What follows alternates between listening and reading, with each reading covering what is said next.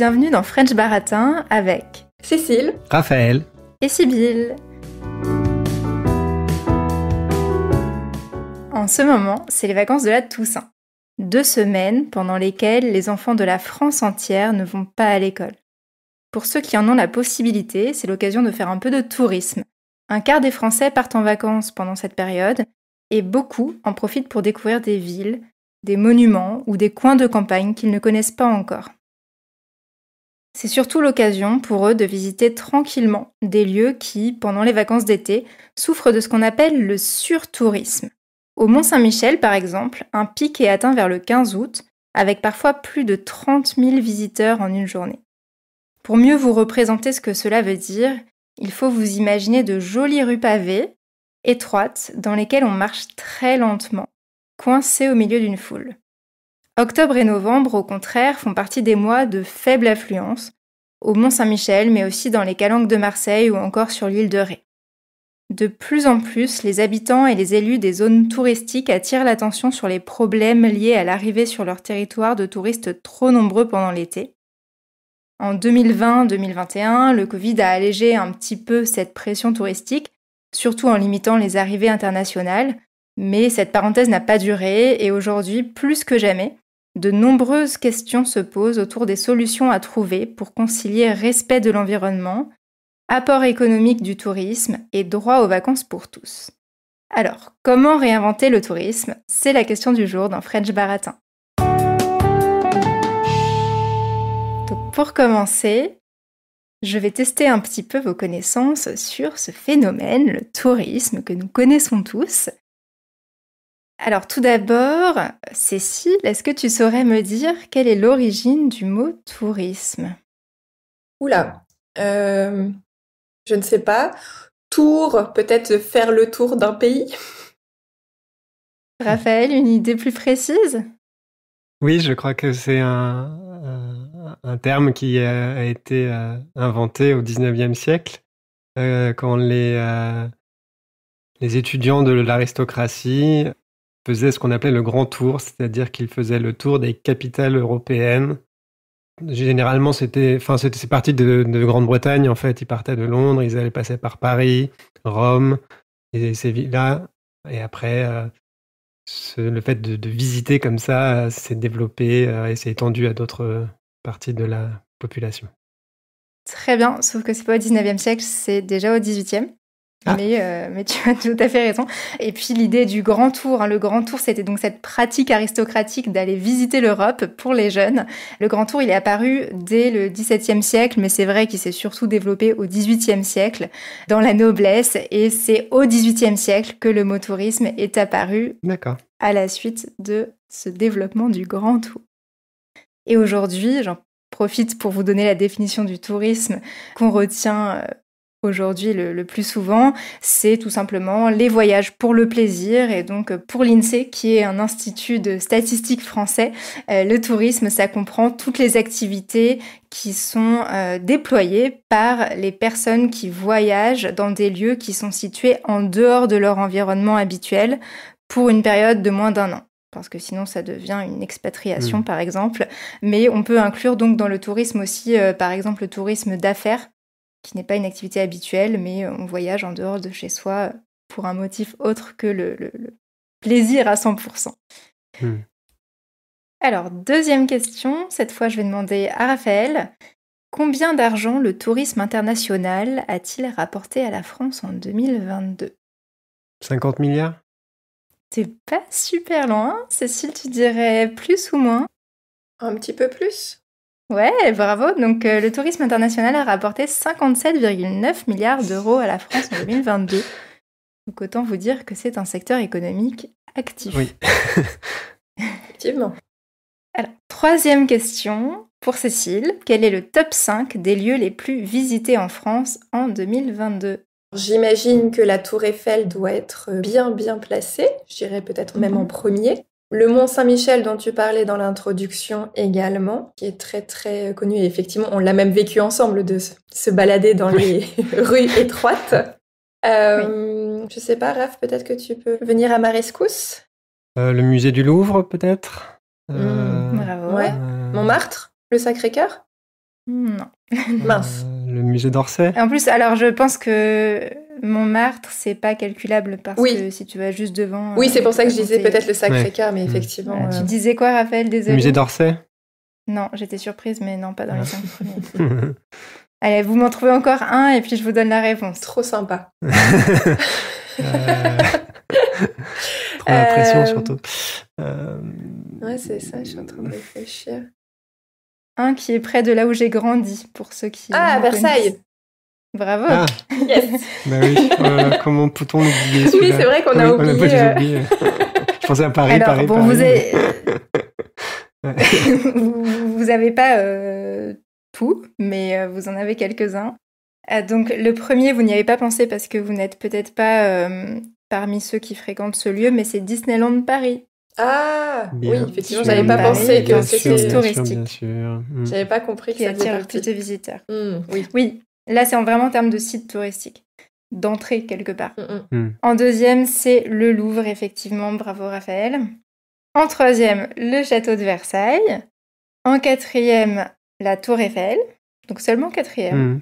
Et en cinquième, pas le musée d'Orsay, mais un autre musée, le Centre Pompidou, qui est consacré aux arts contemporains. Alors, le Mont-Saint-Michel, Cécile, je crois qu'il est bien dans les 10 premiers, mais comme c'est pas en région parisienne, c'est un tout petit peu moins facile d'accès, et donc il n'a pas réussi à être dans les 5 premiers. Ah, d'accord. Oui, je pense que Un C'est petit peu peut-être dans les triste. 5 premiers en termes de communes, parce que tout le reste, Oui, il y en effectivement. a 4 qui sont à Paris. Ah, oui, c'est pas. Enfin, Ouais. 3 à Paris, un Disneyland, c'est pas à Paris exactement, Ouais. et le château de Versailles est à Versailles. Tout à fait. Logique. Ok. Bon, alors maintenant on va passer du côté plus négatif de cette belle histoire du tourisme en France et dans le monde. Quelle est la part des émissions de gaz à effet de serre dans le monde qui est liée au tourisme? 10%. Alors, quasiment. Raphaël, plus ou moins? J'aurais dit quelque chose comme ça aussi. Eh bien, c'est 8%, donc vous êtes tout proche. Si on prend tout en compte, le tourisme est responsable de 8% des émissions de gaz à effet de serre. Et enfin, pour terminer, on va parler un petit peu des habitudes des Français. Quel est le taux de départ en vacances des Français, c'est-à-dire le pourcentage de Français qui partent de chez eux lorsqu'ils ont des vacances? Mais je vais dire 50%. Ouais, j'aurais dit pareil. Alors vous êtes de bons Européens, plus que des Français. 50%, c'est le taux à l'échelle européenne. En France, on est très explorateur et très tranquille. C'est-à-dire qu'on a pas mal de congés payés. Donc, on part à 65%. Ah ouais. Ah, quand même. Ah, je pensais Ah que oui, ça quand allait même, être ouais. moins. Alors que si vous prenez les États-Unis, pour point de comparaison, c'est 40% aux États-Unis seulement. J'aurais les même 40% pensé des moins, vu Américains qui partent. que justement, ils ont peu de congés. Très peu de congés, effectivement. Moi, je pensais que pour des questions financières, en fait, beaucoup moins de Français partaient en vacances. Ok. Ouais, ça fait quand même 35% qui ne partent pas, donc un peu plus d'un tiers. Oui, certes. Ouais. Et, la question, c'est est-ce que c'est au moins une fois par an ou c'est à chaque vacances? Oui, c'est au moins une fois par an. Oui, dans ce cas-là, effectivement, ça s'entend en plus. D'accord. Et il y a une tendance à la démocratisation du tourisme, donc au fait que de plus en plus de personnes partent pour des vacances, même si en France ça se stabilise, mais en tout cas c'est une tendance qu'on voit dans des pays qui se développent de plus en plus comme la Chine, avec une classe moyenne qui augmente, et donc la part des personnes qui partent en vacances est de plus en plus importante. Et ce qu'on peut rappeler aussi à cette occasion, c'est que la grande majorité des personnes qui partent en vacances partent dans leur pays. Donc c'est du tourisme intérieur bien plus souvent que du tourisme à l'étranger. Eh bien, je vois que vous êtes donc bien renseignés sur le tourisme. On a été très forts. Vous avez été plutôt fort. On voit que vous pratiquez. Et donc, ça va être l'occasion de vous demander votre expérience. Alors, Cécile et Raphaël, est-ce que vous pouvez m'expliquer le type de touriste que vous êtes? Qu'est-ce que vous aimez faire quand vous voyagez hors de chez vous pour le plaisir? Cécile, par exemple. Alors moi, ce que j'aime particulièrement, c'est la nature, déjà. Et justement, ne pas aller dans les sites trop touristiques, parce que justement, je suis plutôt citadine dans ma vie quotidienne, et quand je m'échappe de chez moi, j'ai envie de ne voir personne, hormis les personnes avec lesquelles je pars, forcément, ou des locaux, mais en tout cas, ne pas être entourée de touristes. Et ce que j'aime particulièrement, c'est d'ailleurs, je crois, mes meilleurs souvenirs de vacances, c'était des voyages dans la nature et en itinérance. Donc, c'est-à-dire qu'on ne reste pas sur un même point, sur un même lieu chaque nuit, mais on change tous les jours. On va d'un point A à un point B, à un point C, etc. Et ça, je trouve ça assez chouette parce qu'il y a un côté aventure et souvent un petit peu plus hors des sentiers battus que je trouve sympa. Et justement, j'avais été au Mexique comme ça. On avait fait la Loire à vélo avec une amie. Et très récemment, on a fait le Jura, qui est une région française montagneuse, en moyenne montagne, donc en randonnée là. Et enfin, c'était vraiment super de découvrir des paysages au fil de la marche, au fil des roues du vélo. Et c'était vraiment très agréable. Et en fait, alors j'ai un problème un petit peu bizarre, c'est que je n'aime pas voyager dans les pays où je ne parle pas la langue. Donc forcément, je suis un petit peu limitée. Heureusement, je parle quelques langues, ou en tout cas un petit peu. Et donc voilà, mais c'est vrai que je sais pas pourquoi, mais je suis assez, je me sens pas du tout à l'aise à l'idée de voyager dans des pays où je parle pas la langue. Heureusement, l'anglais, l'espagnol, on va dire l'italien et un tout petit peu de notions d'allemand me permettent d'aller dans quelques pays, mais c'est vrai que ça me bloque un petit peu. Et sinon, depuis que je suis écolo, le problème, c'est que je ne veux plus utiliser l'avion, en tout cas très peu. Ou si c'est pour l'utiliser, c'est pour des durées plutôt longues. Et du coup, ça restreint aussi le nombre de destinations. Ça oblige, et c'est pas forcément une mauvaise chose, à rester proche de chez moi et de découvrir aussi qu'il n'y a pas que à l'étranger très loin où c'est plus beau. Je me rappelle justement quand j'étais revenue du Mexique, on était allé en Corse. La Corse qui est une île au sud-est de la France. Et j'ai été bluffée par la beauté des paysages. Et c'était finalement à quelques heures de chez nous. Et sinon, tu demandais quel touriste je suis. En fait, j'aime pas trop être une touriste, pour être honnête. Je préfère davantage vivre dans le pays que voyager dans un pays. Parce que justement, il y a un peu cette étiquette de touriste. Et souvent, alors même si en France, on a beaucoup de congés payés, ça serait bien qu'on en ait encore plus, mais bon, ça, malheureusement, on n'est pas tous logés à la même enseigne. En fait, comment dire, c'est que quand on part souvent 1 ou 2 semaines quelque part, et souvent pour visiter un pays, on se dit, il faut faire ça, ça, ça, ça et ça. Et j'aime pas du tout. Je crois que ça me stresse un petit peu, alors que je suis plutôt d'un naturel un peu plus tranquille. Et quand on vit dans un pays, justement, on va plus ressentir la culture locale et se lier avec les locaux et découvrir des petites anecdotes. C'est pas forcément les lieux connus, mais c'est plus des détails pratiques sur la vie. Et c'est ça que j'aime vraiment beaucoup quand je voyage. Et c'est pour ça que, du coup, j'ai aimé vivre à l'étranger et peut-être moins faire du tourisme. Voilà. Super intéressant. Raphaël, toi, quel genre de touriste es-tu? Qu'est-ce que tu aimes faire quand tu voyages en dehors de chez toi pour le plaisir? Eh bien moi, comme Cécile, j'aime beaucoup la nature et donc je préfère la plupart du temps partir dans la nature pour faire des vacances. J'aime faire des balades, faire des randonnées. Et ce qui est pas mal en fait finalement quand on va dans des régions naturelles ou pour faire de la randonnée ou des choses comme ça, même dans des endroits un peu fréquentés, il suffit de s'éloigner un tout petit peu pour ne plus être au milieu des foules qui sont venus regarder un site bien particulier. Je pense notamment à Belle-Île-en-Mer, qui est une île qui se trouve au sud de la Bretagne, où se trouvent les aiguilles de Port-Coton, qui sont une formation rocheuse très belle et qui a été peinte par Monet et qui attire donc beaucoup de touristes. Mais donc c'est un endroit sur une île qui est magnifique par ailleurs. Et donc, on a des cartes de touristes à cet endroit qui se concentrent sur un périmètre de 500 mètres. Et il suffit de s'éloigner un tout petit peu pour être tranquille sur les sentiers côtiers. Après, j'aime bien visiter des villes aussi, mais généralement, je préfère choisir des périodes moins touristiques, hors saison. Par exemple, on était parti visiter Rome à l'automne, et la ville était tout à fait visitable, entre guillemets. À part au musée du Vatican où on était complètement pris dans une espèce de fleuve de gens et on pouvait pas bouger, on marchait à 2 à l'heure. À part ça, la ville était vraiment visitable et agréable. Donc privilégier les vacances de la Toussaint. Exactement. Il fait un petit peu moins beau souvent, c'est un petit peu le problème en France. Enfin, en tout cas, si on reste en France. Et toi, Sybille, quel touriste es-tu? Et ben moi, j'ai pas mal évolué là-dessus, puisque comme vous, j'aime la nature, mais j'aime aussi les villes. En fait, j'aime tout. Et donc, quand je suis en vacances, j'ai envie de tout voir, de tout découvrir, de tout manger, de faire toutes les expériences, sauf celles qui font peur quand même. Et donc, quand j'ai commencé à être une jeune adulte qui avait de l'autonomie, j'ai commencé aussi à organiser mes vacances en faisant des programmes très très complets. Je me rappelle en particulier d'une fois où j'ai rendu visite à une amie qui était en Thaïlande, qui vivait à Bangkok. Et comme elle travaillait, elle ne visitait pas forcément avec moi, donc j'ai vraiment fait mon programme toute seule. Et j'avais envie, donc, encore une fois, de tout voir. Et du coup, j'avais prévu de faire tout un tour en Thaïlande, mais aussi d'aller au Cambodge. Et pour le Cambodge, j'avais prévu une seule nuit sur place à Angkor. Ça n'avait pas de sens. Pas du tout. Moi, je m'étais imaginé que j'allais prendre le bus tôt. J'allais arriver en début d'après-midi, j'allais voir pas mal de choses. Le lendemain, je serais encore là jusqu'en début d'après-midi, donc j'aurais un peu plus de 24 heures sur place et puis je repartirais. Et comme ça rentrait aussi dans mon voyage où plein d'autres choses étaient prévues.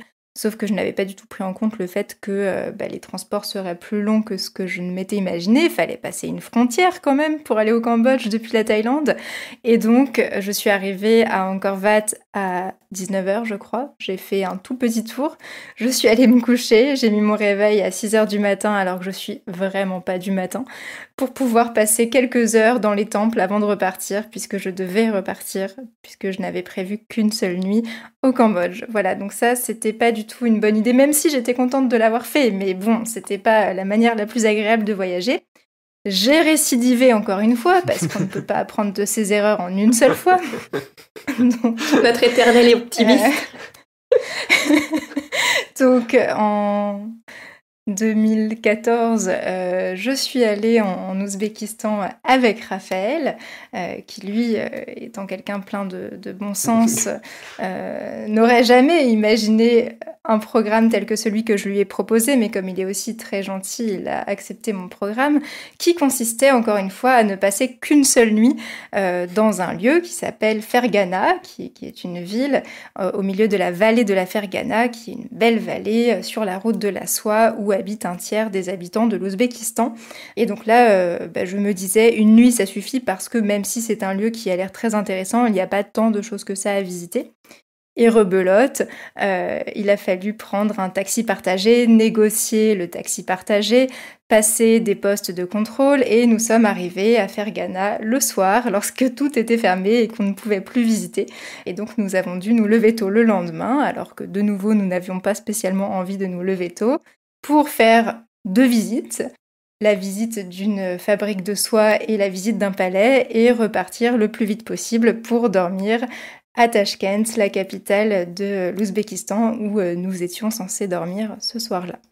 Voilà, et donc depuis, j'ai appris que ça n'était pas une bonne chose. À chaque fois que je suis tentée de faire quelque chose comme ça, je me dis « ne fais pas une Fergana, Sibylle ». Et j'apprends à prendre du plaisir dans des séjours un peu plus tranquilles, un peu plus longs potentiellement, et où on ne visite pas forcément tout, mais on en profite plus. Donc, j'ai moi-même, en quelque sorte, réinventé ma pratique du tourisme et je vais vous demander, à travers un débat aujourd'hui, comment réinventer le tourisme. Donc, on va aujourd'hui se concentrer peut-être un peu plus sur les solutions que sur les problèmes, parce que c'est quand même plus sympa de parler de ce qu'on peut faire pour améliorer les choses, plutôt que de se lamenter pendant des heures sur les soucis liés au surtourisme. Donc, pour commencer, Cécile et Raphaël, qu'est-ce qu'on peut faire pour rendre le tourisme moins polluant, pour qu'il soit moins destructeur de l'environnement ? Est-ce que l'un de vous deux aurait quelques idées ? J'ai vu quelque chose qui s'est passé en Allemagne très récemment, qui a fait un peu que mon rêve devenait réalité. C'est un abonnement de transport en commun illimité pour la somme de 49 € par mois et qui permet de visiter toute l'Allemagne. Et donc, ça permet à la fois de prendre le train, le métro, le bus, même le bateau, apparemment. Ouais, et c'est arrivé, je crois, il y a 2 mois, 1 ou 2 mois. Et c'est tout récent. C'est fou. Et apparemment, ça a demandé une sacrée négociation puisque en Allemagne, il y a des Länder, donc forcément, c'est pas tout à fait comme en France. On est beaucoup plus Centralisé. Exactement, centralisé. Et apparemment, ça marche très très bien, ce qui ne m'étonne pas. Et je trouve ça juste génialissime. Alors que en France, justement, une des raisons pour laquelle le tourisme est polluant, c'est notamment l'utilisation de l'avion pour arriver jusqu'à destination. Et forcément, il y a l'option du train pour voyager, sauf que la SNCF en France n'a pas vraiment baissé ses prix dernièrement. Moi j'ai vraiment vu une augmentation puisque on est quasiment toujours obligé de revenir par Paris depuis Strasbourg pour aller ailleurs en France. Et les prix ne cessent d'augmenter. Avant, on était, on va dire, à 70 € aller-retour pour aller jusqu'à Paris minimum. Maintenant, c'est très rare d'avoir moins de 100 €. Et c'est un vrai budget. Et effectivement, notamment, je pense, pour aller vous voir à Nantes, je me rappelle, un collègue était allé à Nantes, je crois, pour 29 €, limite peut-être aller-retour. Et nous, quand on était venus vous voir, je pense que ça avait été minimum 130 €, ce qui est pas très cher, mais qui est un sacré budget quand même, on va dire, pour certaines personnes. Et d'imaginer un abonnement mensuel pour tous les transports sur un territoire, je trouve ça juste extraordinaire. Et donc voilà, je trouvais que c'était une solution absolument, alors parfaite, je ne sais pas, mais en tout cas sur le plan des trajets, pour au moins ceux qui veulent voyager sur des petites distances, me semblait être assez optimal. Voilà. Oui, effectivement, l'idée de développer l'accès au transport en commun est vraiment centrale là-dedans. J'ai écouté un podcast sur le tourisme où il y avait notamment une intervenante de la ville de Lyon, de la métropole de Lyon, qui parlait de ça justement. Ils essayent de promouvoir les sites à visiter dans Lyon qui ne seraient pas forcément les plus connus, afin aussi déjà d'étaler la population touristique, les visiteurs. Mais pour ça, il faut développer les transports en commun pour que justement les gens puissent y accéder tout bêtement. Donc voilà, c'est vrai au niveau local, ça va au niveau international, au niveau national aussi. Donc, ouais. C'est vrai qu'en France, j'ai l'impression qu'il y a plus de réponses punitives en quelque sorte qui ont été trouvées que incitatives au niveau des transports, puisqu'il y a un tout petit effort qui a été fait en mai pour limiter les vols pas très utiles qui dépensent beaucoup d'émissions de CO2 pour pas grand-chose.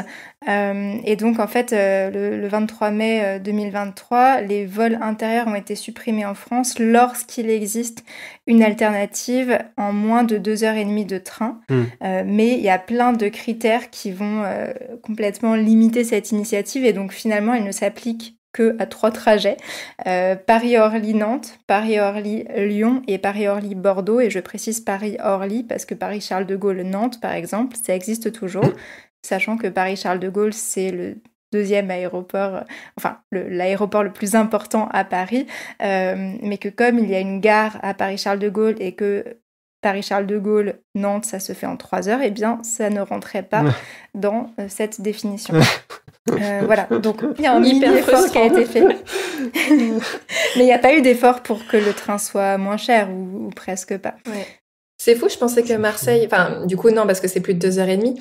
Mais je me rappelle, quand j'avais entendu parler de cette initiative, Marseille, à l'époque, je crois que c'était plus de 2h30, et du coup, Marseille était au moins dedans.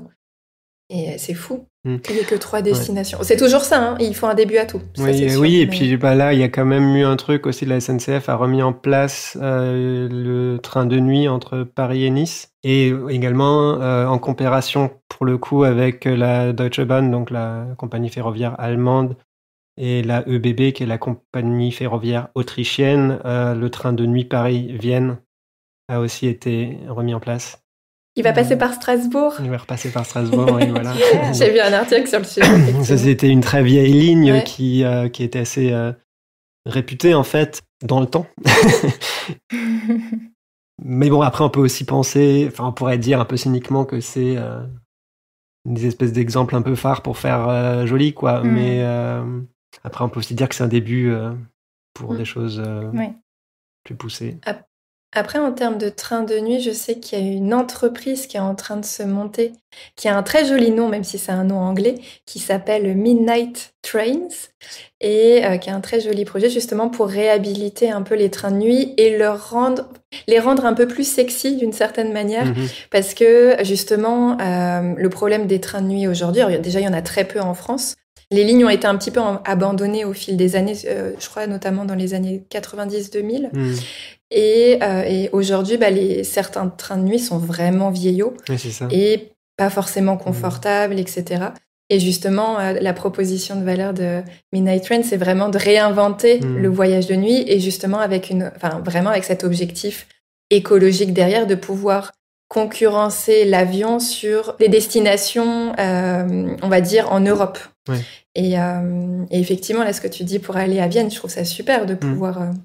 Oui, c'est que justement, ce que tu viens de dire avec le matériel, effectivement, j'avais vu une interview justement du président de la SNCF qui disait justement que là, pour la ligne Paris-Nice en train de nuit, ils ont été obligés de ressortir les vieilles rames des années 80 et donc qui ont 40 ans d'obsolescence, enfin voilà, qui sont pas confortables, donc ils vont devoir faire un travail de remise à niveau des rames avec un confort, etc. Mais c'est possible aussi que du coup l'offre devienne de nouveau une offre un peu de luxe, quoi, parce que on va se retrouver avec du coup des voitures avec des sièges inclinables pour les petits budgets et des voitures avec des couchettes pour les gens qui pourront se le payer. Alors que c'est vrai qu'autrefois, les couchettes étaient quand même abordables.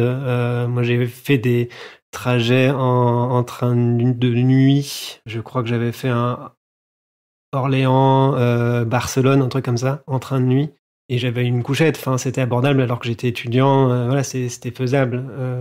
Pas sûr que ce soit le cas dans une offre renouvelée, quoi. Moi, je me rappelle une très mauvaise expérience où j'allais à Annecy depuis Paris en train de nuit et j'avais pris un siège inclinable parce que pour le coup, je n'avais pas le budget pour une couchette. Sauf que le siège n'était pas inclinable.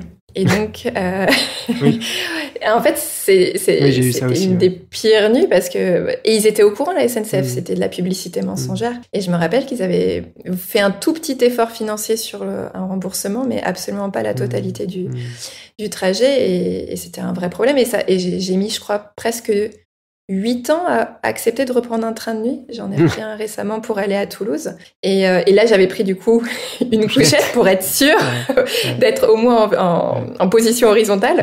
C'était pas très confortable, mais bon voilà, ça faisait le boulot et c'est vrai que le lendemain, on arrive dans une nouvelle ville. Il y a un côté sympa. Oui, puis on a dormi il y a un côté aventure. On a quand même dormi un minimum et on est à peu près réveillé, quoi. C'est vrai que moi aussi, j'avais eu ce trajet. Pareil, le siège s'inclinait pas. J'ai dormi recroquevillé, plié en deux sur la tablette. Et je suis arrivé, j'avais un mal de bide pas possible. Oui, c'est vrai que le confort des trains peut poser problème et c'est vraiment un aspect super important de rendre le voyage plus écolo, plus confortable et plus accessible socialement. Pour le moment, il y a pas mal d'initiatives, soit locales, soit privées aussi, dans ce qu'on appelle le slow tourisme. Donc c'est un peu ce dont on parle, voyager de manière plus écolo et en prenant son temps. Et c'est pas forcément que le train. J'ai vu qu'il y avait un moteur de recherche qui s'appelle Ourail. Donc c'est www.hou2rail, comme Oura quand on est content et le rail, .voyage, qui propose des itinéraires sans avion sur le chemin de votre choix et ils incluent souvent du voilier à la fin. Quand vous voulez aller en Corse, par exemple, on vous fait traverser le petit bout de Méditerranée que vous devez traverser en voilier plutôt qu'en ferry ou en avion et je trouvais ça très, très sympa parce que ça donne envie forcément, même si c'est beaucoup plus long, mais c'est aussi le principe du slow tourisme. Et au niveau des offices de tourisme, on valorise de plus en plus le vélo notamment. J'ai vu que il y a même une marque presque qui a été inventée, la Flow Vélo en Charente, Et c'est un itinéraire à vélo qui fait 350 km et qui permet de progresser tout doucement dans des zones très sympas, mais pas toujours très connues des touristes, le long de la Charente et jusqu'en Atlantique. De toute façon, il y a énormément d'itinéraires en France et qui vont du coup dans les pays frontaliers qui sont absolument super et hyper accessibles justement, tant sur le plan financier que physique, et qui permet vraiment de s'immerger un peu dans la nature, hein, comme on aime tous les trois. Voilà. Après, moi, ce qui m'avait marqué, je me rappelle pendant la période du Covid, quand on voyait les routes, il y en a justement pas beaucoup, mais la ville de Venise, quand, justement, parce que Venise est ultra peuplée, et là, tout à coup, c'était devenu tout vide, et les locaux disaient que c'était absolument extraordinaire de pouvoir retrouver leur ville.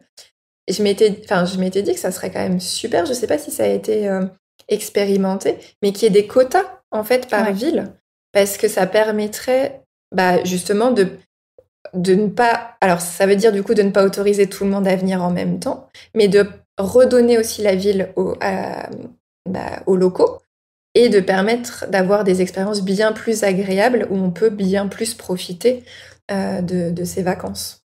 Tu as complètement raison, et en fait, c'est en train d'être mis en place. Moi, je sais qu'il y a l'île de Porquerolles, qui est une jolie île dans la Méditerranée, en face de Toulon, qui, depuis quelques années, expérimente justement le fait de mettre en place des quotas. Donc, les responsables des navettes de bateaux qui emmènent à Porquerolles doivent se limiter à un certain nombre de passagers. Donc, c'est 6000 visiteurs par jour au total, alors que les années précédentes, en été, on arrivait parfois au double. Et justement, Porquerolles, moi j'ai eu la chance d'y aller, mais en septembre, et c'est très beau, mais je comprends très bien que ce soit très très désagréable si on est trop nombreux. Et donc les quotas, oui, c'est un super axe de solution pour limiter le surtourisme, parce que en plus c'est pas discriminant socialement, c'est pas à celui qui pourra payer le plus cher, c'est à celui qui aura le plus envie d'y aller et qui aura donc le plus anticipé en réservant son billet. Et puis ça incite aussi à visiter hors saison, en dehors de ces périodes où la visite est limitée par un quota. Ça limite un peu la spontanéité, par contre, du coup. C'est vrai, c'est vrai. Mais c'est pas pour partout. C'est vrai que les lieux qui ont besoin de quotas, ils sont pas si nombreux que ça, en fait. Hein. Ils l'ont fait aussi dans les calanques. Mais c'est tellement nécessaire. Ah oui, c'est nécessaire, mais c'est vrai que en termes choquée l'an dernier. Ça permet de trouver une solution au surtourisme. Après, en termes d'écologie, c'est pas forcément ça qui va changer grand-chose, parce que ça va pas réduire le nombre de touristes. Ils vont juste s'étaler dans le temps. Les gens veulent toujours, les gens voudront toujours venir voir ces sites-là. Oui, mais c'est beaucoup mieux quand même. Dans l'exemple de Porquerolles, ça permet plutôt qu'il y ait potentiellement... Je dis pas que c'est pas... Oui, non, mais il faut surtout... Je trouve que surtout sur les sites naturels, c'est important, parce qu'il faut laisser aussi la place à la nature de se régénérer et pas d'être détruite par des foules de gens. Mais voilà. Ouais. Non, t'as complètement raison, mais et donc il y a des sites qui vont encore plus loin pour limiter le nombre de touristes sans même avoir besoin des quotas. Et je pense à l'île d'Aix, qui est une île pas très loin de l'île de Ré et qui est victime de son succès parce qu'on peut voir le Fort Boyard depuis l'île d'Aix. Et donc le maire de l'île d'Aix a inventé, je ne sais pas s'il l'a inventé, mais le maire de l'île d'Aix utilise le terme de démarketing, et donc il essaye de ne plus faire de publicité pour son île. Mais il disait aussi que eux, ils sont très contents d'avoir des visiteurs le reste de l'année, en fait. Le vrai problème, c'est d'avoir un pic de visiteurs pendant l'été, et les poubelles aussi qu'ils laissent, et donc maintenant ils communiquent beaucoup sur le fait que les visiteurs doivent repartir avec leurs poubelles. Ouais, j'ai vu ça aussi pour Lyon, fait ça aussi, ils essaient de moins faire de publicité, en particulier à l'étranger, pour la ville. Donc ils vont plus faire de la publicité pour Lyon à Dubaï ou je ne sais où. Et Amsterdam, pareil, Amsterdam a interdit à l'office de tourisme de faire de la promotion d'Amsterdam, parce qu'il y a des telles tensions entre les habitants et les visiteurs, en partie. En plus, les habitants poussent les visiteurs de leur vélo. Enfin, il y a vraiment un niveau d'agressivité, en fait, parce que les gens se sentent plus chez eux, en fait, tellement ils sont submergés de touristes. Et alors, ce que j'ai trouvé intéressant aussi, c'est que j'ai vu que le maire de Dubrovnik a réussi à diviser par 2 le flux de visiteurs en prenant quelques mesures du type, il a supprimé 70% des stands de vente de souvenirs dans la rue et 30% des tables et des chaises des restaurants. Ce qui a complètement aéré déjà la ville pour la rendre aussi aux habitants et qui laisse aussi du coup plus de place physique tout simplement pour les visiteurs qui peuvent du coup se balader dans les rues. Et une autre chose très intéressante qu'il a fait, c'est que le problème, c'est que Dubrovnik était aussi la destination de beaucoup de compagnies de croisière avec des gros paquebots qui arrivaient et déversaient leurs visiteurs. Et avant, il y avait jusqu'à 6 bateaux par jour qui arrivaient, avec à chaque fois 10 000 passagers. Et en fait, il est allé les voir, il a négocié avec eux en leur disant, voilà, est-ce que vous auriez envie de visiter Dubrovnik parmi toutes ces masses de gens ? Évidemment non, tous ces masses de gens, c'est vous qui les amenez. Et il y a un accord maintenant avec ces compagnies pour qu'il n'y ait pas plus de 2 bateaux par jour, qui restent du coup, mais par contre plus longtemps aussi, ce qui fait que les visiteurs peuvent se balader sans pression, ils ont le temps de le faire, et il y en a moins parce qu'il n'y a pas autant de bateaux. Donc j'ai trouvé ça quand même assez intéressant en termes de gestion du surtourisme en fait, sans mettre des jauges, sans mettre des taxes. Voilà. Mais tu parles de Dubrovnik. La ville, les gens ils arrivent en bateau ? Il y a des gens, des croisières, des bateaux de croisière, tu vois, des compagnies de croisière qui proposent des croisières, machin. Ouais. C'est fou qu'il ait réussi à trouver un accord, puisque j'imagine que pour les, il pour les bateaux, c'est un gouffre financier du coup, quand on passe de 6 à 2. Ouais. Et il a été quand même effectivement très très optimiste parce que dans l'interview que j'ai vue, il disait que par contre il était contre le fait de limiter l'accès par avion parce que Dubrovnik dépend de ça. En fait, ils n'ont pas l'infrastructure en termes de voitures pour accueillir les gens qui viendraient en voiture ou voilà. Par contre, il pense que du coup, il pourrait faire la même négociation avec les compagnies aériennes. J'ai envie de dire bon courage là pour le coup parce que dire aux compagnies aériennes, non, vous avez le droit de poser que 2 avions par jour. Voilà, mais... Ouais. Mais effectivement, ça demande du courage politique, en fait, aussi. Enfin, faut y aller, quoi. Faut pas avoir peur. Ouais. Et ça a payé parce qu'il a été réélu. Et il a pensé à ses habitants. En fait, il fait ça pour ses habitants, il fait pas ça pour les visiteurs. Les habitants, certes, peuvent râler parce que du coup, ça crée une baisse de revenus parce qu'il y a des gens, voilà, ces visiteurs dépensent aussi de l'argent. Mais visiblement, les habitants étaient soulagés. On reparle de confort. Oui. Non, je trouve la question des acteurs qui choisissent comment on fait du tourisme très très importante. J'ai lu un livre sur le sujet du géographe Rémi Knafou, qui est vraiment le grand spécialiste du tourisme en France. Et il pense, lui, que une des grosses solutions, ce serait de séparer complètement acteurs de la préservation des territoires et acteurs économiques du tourisme. C'est-à-dire ne pas confier la préservation des territoires à des gens qui auraient un intérêt économique. Or, c'est le cas actuellement. Assez souvent, ceux qui gèrent les parcs nationaux, par exemple, ont un intérêt à ce qu'il y ait des touristes qui viennent pour apporter de l'argent. Et donc, forcément, on ne peut pas prendre les meilleures mesures pour protéger un territoire si on a en même temps intérêt à ce que des visiteurs et l'argent qui va avec viennent quand même. Il y a conflit d'intérêt. Tu vois, en même temps, ce que je trouvais intéressant aussi, c'est dans un documentaire que j'ai regardé, il parlait des bateaux de croisière qui vont dans les fjords de Norvège et qui, pareil, déversent leurs visiteurs là-bas. Mais ils interviewaient un sociologue de l'université de Bergen qui disait que dans leurs études, ils avaient remarqué qu'en fait, les visiteurs qui passent par ces compagnies de croisière dépensent finalement pas d'argent ou presque pas d'argent sur place parce que c'est des voyages all-inclusive qu'ils ont réservés. Tout leur est fourni à bord des bateaux. Ils n'ont pas forcément d'intérêt à acheter des choses sur place. Ils vont éventuellement acheter un petit souvenir, mais ils vont pas aller dans les restos. Ils vont pas forcément représenter un soutien pour l'économie locale. Ça me refait penser tout à l'heure quand tu parlais de basse saison, Sybille, de justement le fait d'inciter les gens à partir en vacances un petit peu hors saison. Alors, c'est pas possible pour tout le monde, notamment les gens qui ont des enfants, par exemple, et qui sont liés au système scolaire.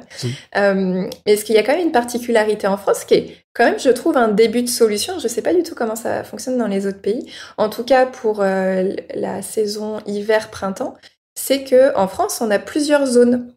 Donc le pays, la France est divisée en fait en 3 zones, la zone A, la zone B, la zone C. Et par exemple, pour les vacances d'hiver en février ou les vacances de Pâques en avril, en fait, il y a une zone qui part en vacances 2 semaines au début. Une semaine plus tard, la zone B continue, donc elle est à cheval sur la zone A, et la zone C part, elle, en vacances 2 semaines plus tard. Donc en fait, il y a une période, si je me trompe pas, de 4 semaines de vacances où les Français se répartissent au moins sur le territoire français. Et je trouve que c'est... Alors, on dit que c'est très très mauvais pour les enfants, parce que du coup, ça peut créer notamment la fin de l'année est très très longue. Il y a quasiment 10 semaines à l'école et souvent ils sont fatigués. Mais par contre, on dit que c'est très bien pour les acteurs du tourisme parce que forcément les périodes touristiques sont plus longues. Mais je trouve que sur le point de répartir aussi les personnes, je trouve ça assez intéressant. Et alors, ce n'est que sur 2 périodes de vacances, donc ce n'est pas pour les vacances de la Toussaint, ni celle de Noël, mais ça c'est un petit peu plus logique, ni celle de l'été. Mais ça aurait pu être réfléchi, je pense notamment pour les vacances d'été, un petit peu aussi, où ça mange un petit peu sur juin, un petit peu sur septembre, pour répartir un petit peu mieux. Après, le problème, c'est que quand des familles ou des amis veulent partir ensemble, et ne sont sur différentes zones, c'est pas facile puisque forcément on n'a pas les mêmes périodes de vacances. J'entends du coup dès lors qu'on est relié à un emploi du temps scolaire. Ça fait une bonne transition, je trouve, vers la question de réinventer le tourisme pour qu'il soit plus ouvert socialement. Parce que même si c'est une très bonne chose d'étaler les vacances, j'avais entendu comme critique l'idée que on l'a d'abord fait avec les vacances d'hiver et qui est-ce qui part en vacances au ski ? Les plus fortunés. Donc c'était vraiment pour arranger les personnes les plus riches et pas spécialement les autres. Et donc je pense que ça fait vraiment partie des choses qui peuvent être améliorées. Le fait que les vacances profitent un petit peu à tout le monde et puis ça se marie bien avec la question de l'environnement. Si on pense par exemple à tout ce qui est taxes, puisqu'aujourd'hui, par exemple, le kérosène, donc le carburant des avions, n'est pas taxé ou quasiment pas taxé selon les cas. Or, l'avion n'est pas utilisé par tout le monde, il va être utilisé surtout par les plus riches, notamment ceux qui utilisent des jets privés, ceux qui polluent, alors selon les chiffres, entre 5 et 10 fois plus que de prendre un vol normal et 40 fois plus que de prendre le train. Et donc on se rend compte que y aurait des mesures toutes simples comme taxer les moyens de transport les plus polluants et qui sont utilisés aussi par les personnes les plus riches et utiliser cet argent pour rendre le tourisme plus accessible à tout le monde et pour avoir des mesures en faveur de l'environnement. Après, j'ai l'impression que... Alors, ça, c'est peut-être lié au réchauffement climatique, mais justement, en hiver, pendant les vacances d'hiver et les vacances de ski, comme il y a de moins en moins de neige, les sites sont aussi obligés de se réinventer et permettent d'avoir des activités un petit peu moins onéreuses que le ski, et qui permettent quand même de profiter des plaisirs de l'hiver. Et je trouvais ça intéressant parce que clairement, une semaine au ski, c'est hors de prix. Et je trouvais que c'était assez intéressant voir comment les sites se réinventaient aussi pour offrir peut-être à plus de bourses différentes. À propos de cette accessibilité sociale du tourisme, il y a un truc intéressant, c'est que dans la Déclaration des droits de l'homme, il est marqué que toute personne a droit au repos et au loisir, et notamment à une limitation raisonnable de la durée du travail et à des congés payés périodiques. Et donc, c'est un petit peu l'idée que faire du tourisme, presque, en tout cas profiter de ses vacances, c'est vraiment un droit essentiel de l'être humain, et donc c'est important de le prendre en compte dans cette idée de réinventer le tourisme et de pas le réinventer que pour les plus riches, mais vraiment faire quelque chose d'accessible pour tous. Et notamment sur le plan culturel aussi, rendre accessible la curiosité pour le tourisme et l'intérêt que peut représenter un site culturel. Et sur ce sujet, j'ai justement mené une petite interview avec Laurent Lefebvre, qui a fondé une entreprise qui s'efforce de mettre en valeur différents lieux culturels et naturels français. Vous pourrez découvrir cette interview dans un épisode bonus qui sortira dans 2 semaines. Alors sur ce, on va s'acheminer doucement vers la conclusion, en slow travel si vous voulez. Pour terminer, de quoi vous rêvez, Raphaël et Cécile? Qu'est-ce que ça serait pour vous la réinvention idéale du tourisme? Cécile? Oui. Alors, moi, ce que j'aimerais, je ne sais pas si c'est une réinvention vraiment, mais c'est que chacun et chacune puisse redécouvrir les merveilles à côté de chez soi, que ce soit à pied, que ce soit en vélo quand on veut aller un petit peu plus loin, ou même en train quand on veut aller beaucoup plus loin. Et d'ailleurs, ça me fait penser à un collègue qui me disait ce midi que l'une de ses régions préférées était la Normandie. Et moi, je suis normande, comme vous le savez certainement maintenant. Et finalement, on a tendance à oublier un petit peu les trésors qui sont juste à côté de chez nous. Et donc, si vous habitez très loin d'ici, n'hésitez surtout pas à aller regarder ce qui s'y passe. Et si vous venez en France, bien évidemment, vous aurez plein de trésors également à découvrir. Et au-delà de ça, aussi quand on va dans un pays, quand on voyage, ou même d'ailleurs quand on reste dans son pays, c'est d'aller à la rencontre des locaux, pas juste des paysages d'une certaine manière et des monuments, puisque les gens sont aussi l'âme d'un endroit. Donc voilà, c'est tout pour moi. Et toi, Raphaël? Eh bien moi, je trouve que on devrait s'éloigner un petit peu de l'approche peut-être un peu productiviste qu'on a parfois. L'idée de faire des endroits et d'y aller pour prendre des photos et les mettre sur Instagram et repartir, et plus profiter des endroits en eux-mêmes. Et comme tu disais, Cécile, découvrir les choses qui sont proches de chez soi. Tu disais redécouvrir, mais il y a aussi des choses qu'on n'a pas encore vues. Moi, ça fait 15 ans que je vis en France, même 20, je crois, maintenant, et je n'ai toujours pas été dans les Pyrénées, ou dans le Périgord, ou des endroits, plein d'endroits dans lesquels je n'ai jamais été. Et donc, il n'est pas forcément nécessaire d'aller au bout du monde pour découvrir des choses. Il y aura peut-être des nouveaux vlogs qui arriveront pour les abonnés. Peut-être, tout à fait, voilà. On démontrera qu'on les fait bien en slow tourisme en prenant des vidéos de nous dans le train et pas en avion. Voilà. Ouais. Ouais, c'est très beau ce que vous dites. Moi, je suis globalement d'accord avec vous et je pense que pour rendre plus accessible tout l'intérêt d'un territoire plus proche de nous, il y a aussi quelque chose à faire au niveau de l'information. Le géographe Rémi Knafou, dont j'ai déjà parlé, évoquait dans son livre la possibilité de créer une plateforme publique sur laquelle on trouverait toutes les informations sur toutes les destinations potentiellement touristiques en France. Donc par exemple, où se loger, qu'est-ce qu'on peut visiter, etc. Et ça de manière non commerciale, pour vraiment donner les bonnes informations sur ce qu'on peut faire, sans forcément influencer en faveur de ceux qui ont le plus d'argent pour le marketing. Et ce serait intéressant aussi, je trouve, dans le même ordre d'idées, de développer les initiatives qui justement vont impliquer les lieux qui sont visités et qui apporteraient quelque chose à ces lieux et à leurs habitants. Et donc là, je pense à une plateforme qui s'appelle Fairbnb, donc un peu comme Airbnb, mais avec faire, pour dire juste en anglais.